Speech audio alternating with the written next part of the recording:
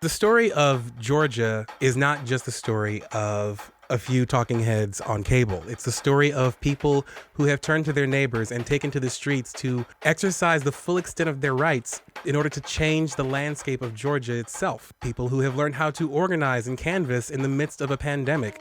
You know about the work of Stacey Abrams. You know about the Senate campaigns of Ossoff and Warnock, and how what happens in January in Georgia can decide the balance of power in Washington.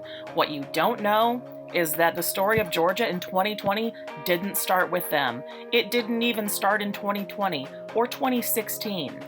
People may not realize that the South is actually the source of some of the most dynamic and effective community organizing this country has ever seen. That's been a historic fact, and it's true today.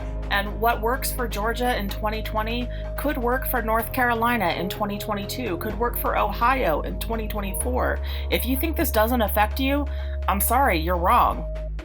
Ground Game Georgia is the story of a large number of organizations and hundreds of volunteers who have taken to the streets, who have canvassed, who have phone banked, who have done everything in their power to make sure that democracy in Georgia was defended and carried out to the fullest extent.